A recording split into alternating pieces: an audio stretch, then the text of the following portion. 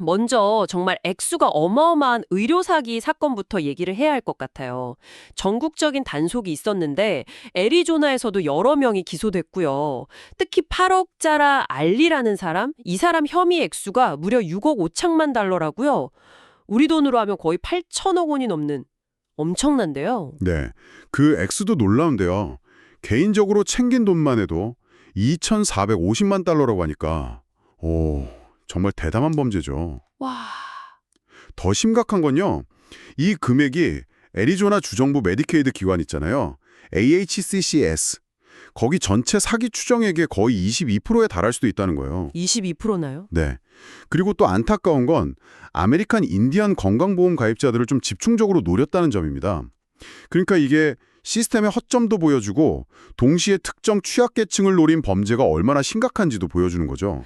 근데 정말 궁금한 게 어떻게 이렇게 큰 규모의 사기가 가능했을까요? 알리 한 사람만의 문제는 아닐 것 같은데요. 맞습니다. 그 자료를 보면 알리가 파키스탄의 프로 MD 솔루션즈라는 회사를 운영했고 또 캘리포니아 주소는 그냥 우편함 가게 주소였다고 하잖아요. 이런 걸 보면 상당히 조직적으로 움직인 정황이 좀 보여요. 아, 그렇군요. 그리고 메사나 스코치데일 같은 다른 지역 주민들도 기소된 걸 보면요. 불필요한 동종이식편 시술, 그러니까 다른 사람 조직을 이식하는 거죠. 그런 수술 명목으로 허위 청구를 하거나 불법 리베이트를 받은 혐의예요. 이런 걸 보면 이런 유형의 사기가 생각보다 꽤 광범위하게 퍼져 있을 수도 있겠다 이런 생각이 듭니다. 어쩌면 의료 시스템 자체의 감시 체계에 좀 근본적인 문제가 있는 건 아닌지 그런 의심도 해볼 수 있겠죠. 네. 이런 시스템 문제가 결국에는 또 예산 문제로도 연결되는 것 같습니다. KT 홉스 주지사가 크고 아름다운 법안이라고 불리는 예산 관련 법안 때문에 좀 걱정이 많다고요. 네, 그렇습니다. 주 상원을 통과한 이 법안인데요. 이것 때문에 한 36만 명 정도의 애리조나 주민들이 메디케이드, 그러니까 저소득층 의료 지원 혜택을 잃을 수도 있다는 겁니다.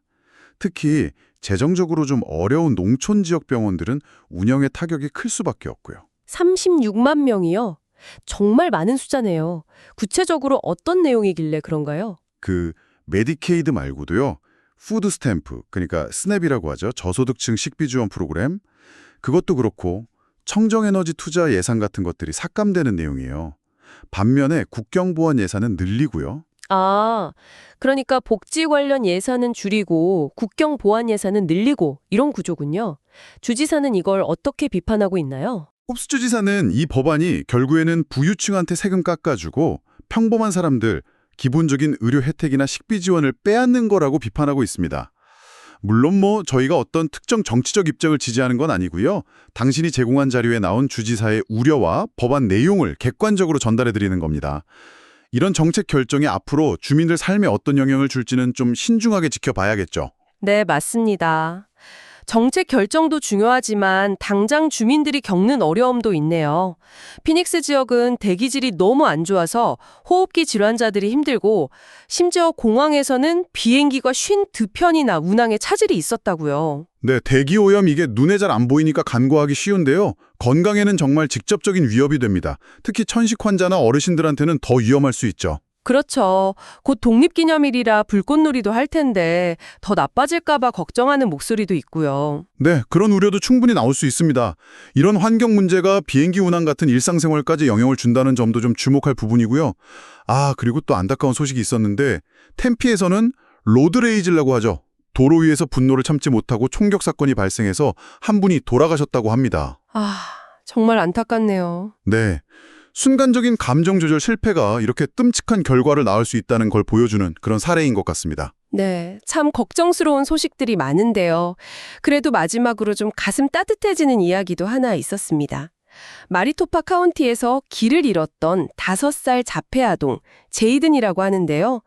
경찰견 파이퍼가 3시간 만에 찾아냈다는 소식이네요. 아이 양말 냄새로 3km 넘는 거리를 추적했다고요?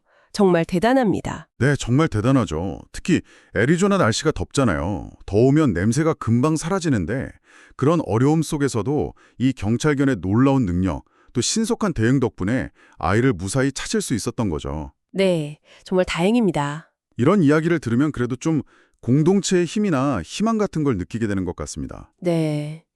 오늘 애리조나 소식들을 쭉 훑어보니까요. 정말 거대한 시스템의 문제부터 시작해서 정책 결정의 영향, 또 지역사회 안전 문제, 그리고 방금 들은 따뜻한 미담까지 정말 다양한 모습들을 볼 수 있었습니다.